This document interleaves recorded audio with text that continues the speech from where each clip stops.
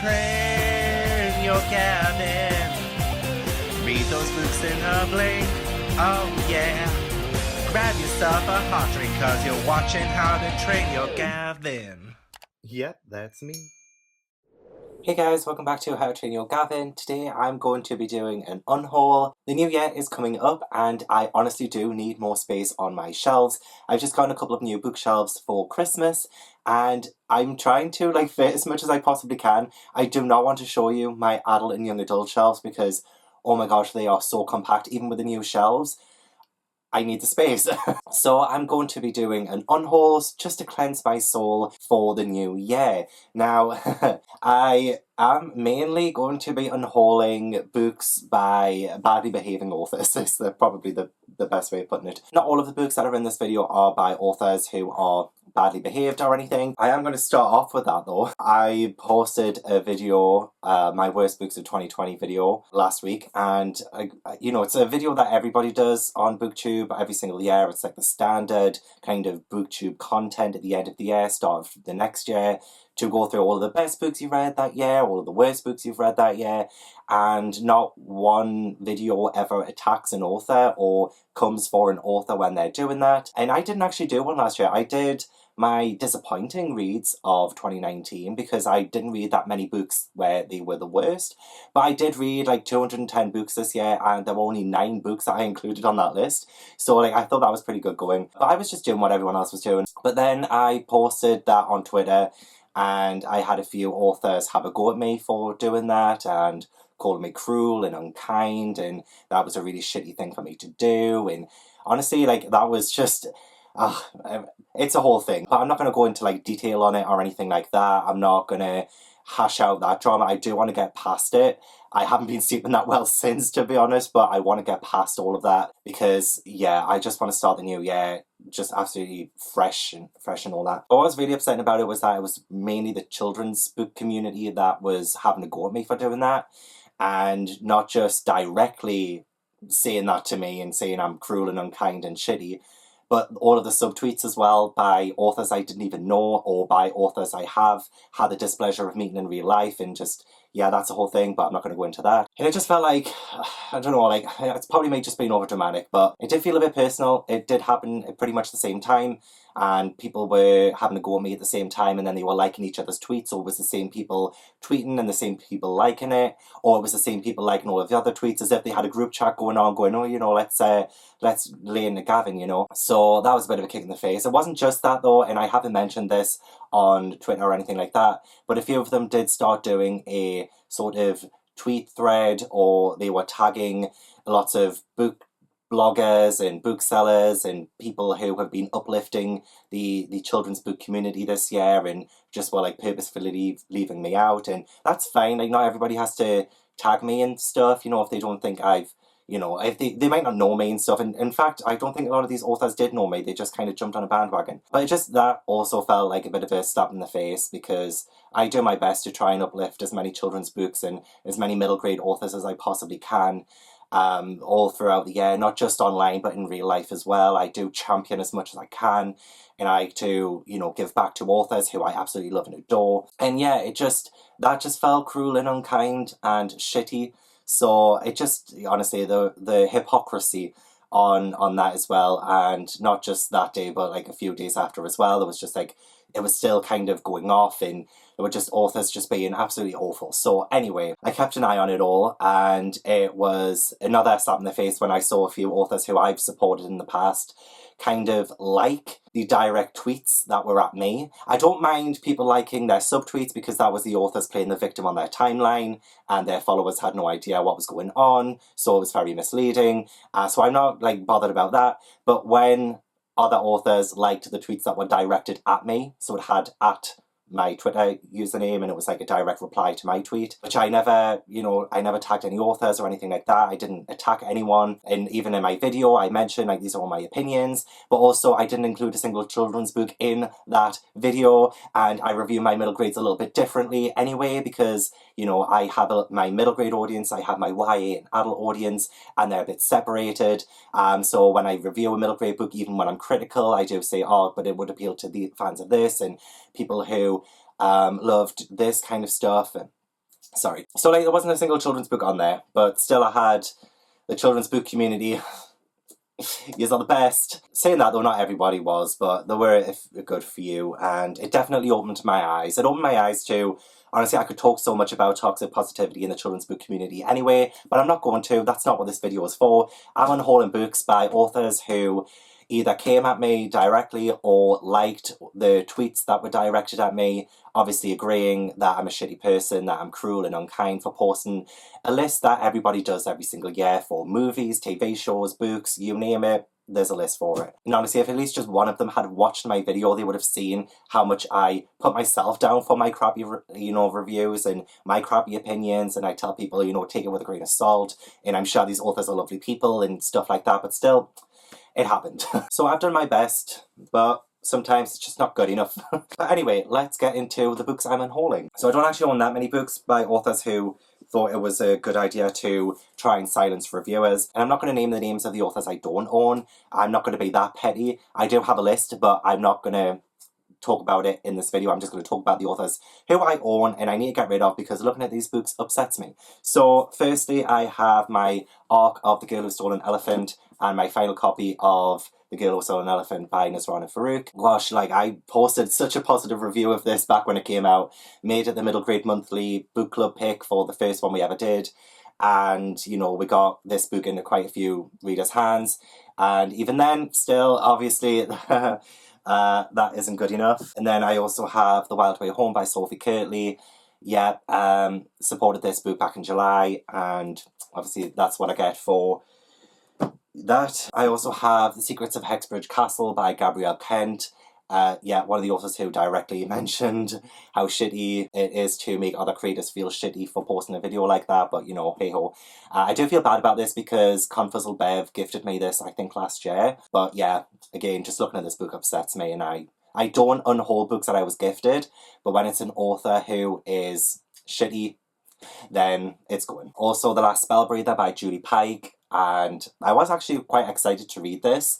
I have seen middling reviews and stuff for it, but I was still looking forward to it. I love the cover, I love the title of it, but again, what can you do? And finally, The Thing at Black Hole Lake by Dash Roberts. This one was gifted to me by the publisher who sent me it unsolicited, which is fine. I don't mind getting unsolicited book post. When it's children's books, I do tend to love them more than anything else, but I'm just not even going to bother giving this a try anymore because of the whole Twitter thing. So yeah, those are the books by badly behaving authors. I do want to just say, I don't want people to go at them. I don't want people to unhaul them just because I've unhauled them. This does feel more personal to me because obviously they were liking the tweets. They were either tweeting me directly.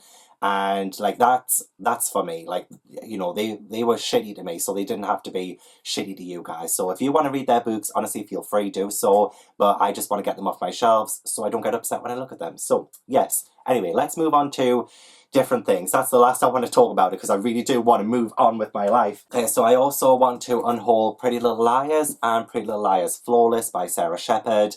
I want to unhaul these. I think I read the first 3 or 4 of these books, gosh, a few years back now, and I was obsessed with the TV show when it first started airing, and I did watch it all the way through. I lost so much interest, I think, during season 5, but yeah, the show just went downhill, and then I just ended up not wanting to continue the book series either. It just wasn't really my thing anymore. I think I've probably grown out of this. There are probably things now that I'm older that I'm going to read about this and find a bit more problematic than I did back then, because I'm a bit more of a mature reader now. Well, mature. And I don't think I would ever reread these, so there's no point in keeping them. I do love this cover though. I love this poster of the girls, because when the show first aired, I was so obsessed with this cover artwork, and I was like, oh my god, that's going to be a fantastic show.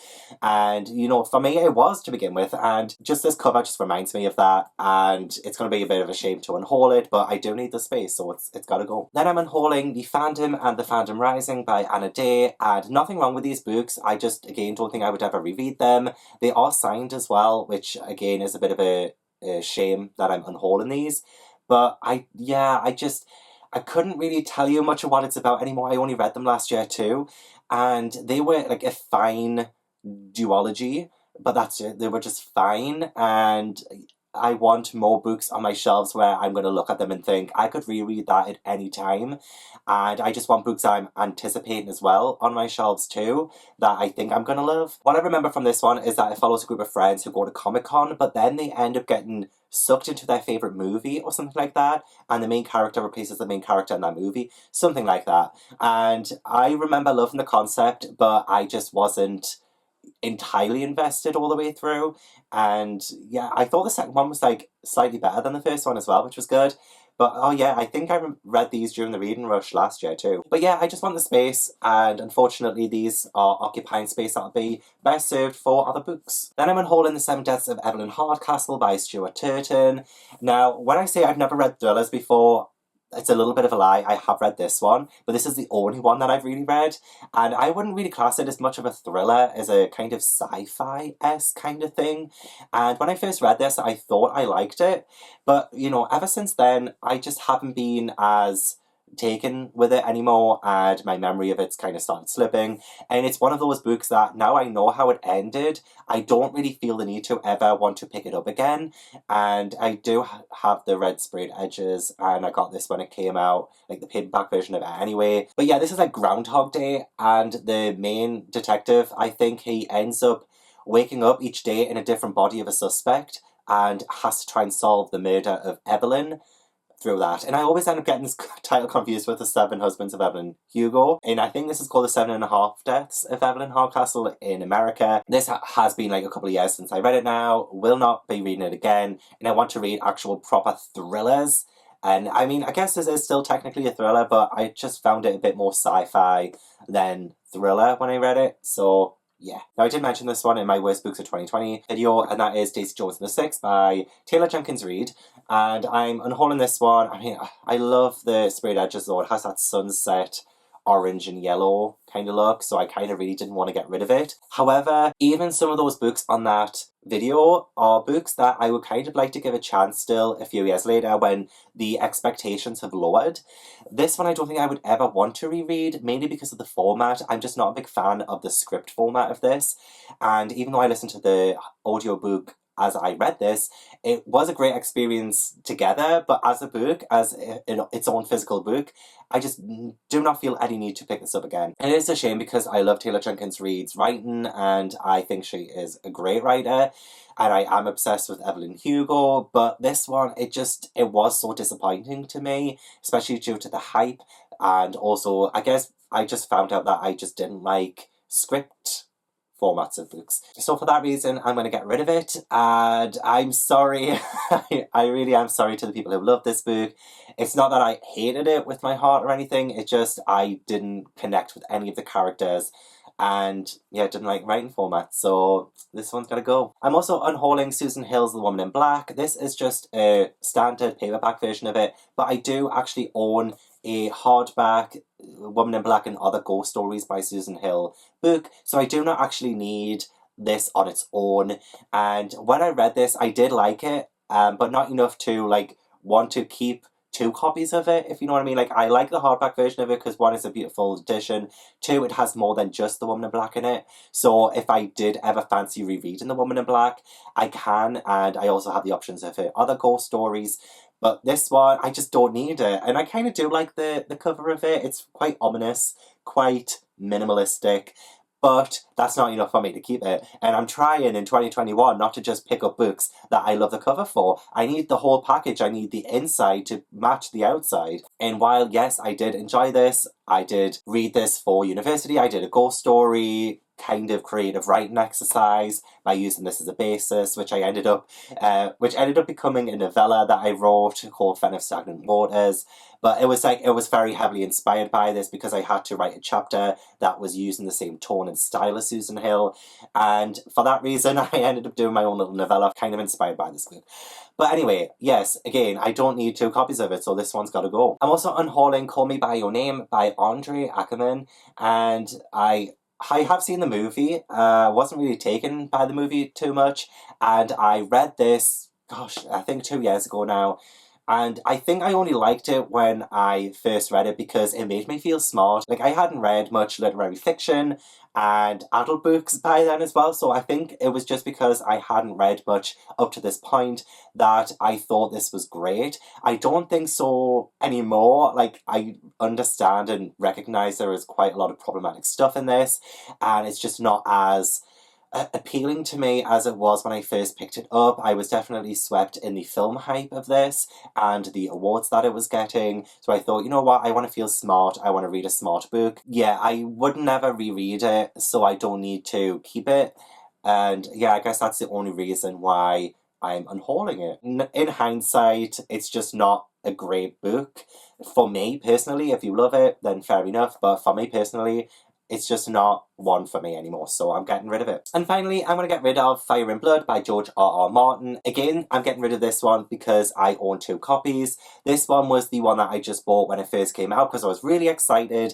I was such a huge Game of Thrones fan before the final season came out. I was a huge fan, so as soon as this came out, I was like, oh my gosh, please, yes, get in me. I did end up getting another version of it, but the other version I got is signed by George R.R. Martin, so there's no reason for me to keep 2 copies. I just don't need this one anymore. But this one is like a prequel to Game of Thrones, and it follows the Targaryens and like the history of the Targaryens. I haven't yet read it because honestly it intimidates the life out of me, but I do want to read it at some point. And also, like, I don't know how I'm going to be with books that are kind of historical, because even though this is fiction, it's like telling history, and it's going to be told in that kind of way where I just don't know if it's going to sink in for me. I struggle with adult fantasies at the best of times, usually with names and dates and places. I'm terrible at remembering those, and I feel like this is just going to be such a name and place heavy book because it's telling the history of a whole, you know, family line,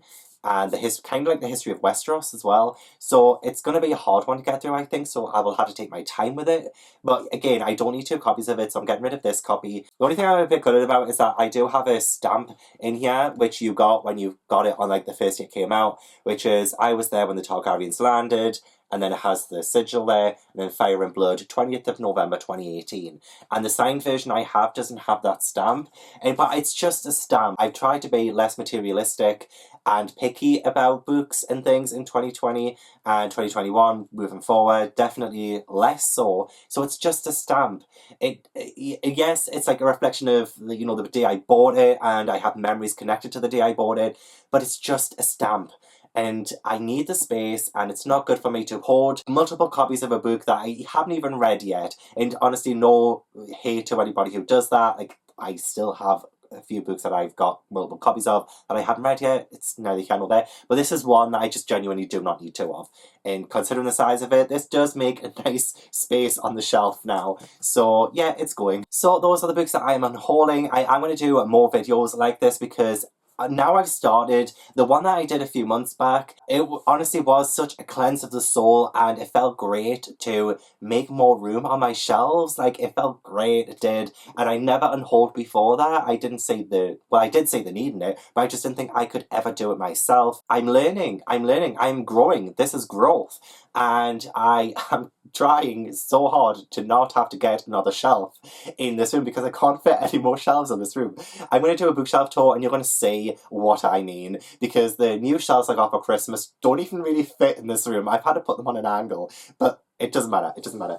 Anyway, yes, that was the video. I hope you enjoyed. Please leave a like if you did, and subscribe if you haven't already. Leave a comment, let me know if you've read any of the books that I'm unhauling, and I do apologise if you love those books, and some of them are very necessary for me to unhaul. But anyway, yes, thanks so much for watching. I appreciate it, and I will see you in the next video.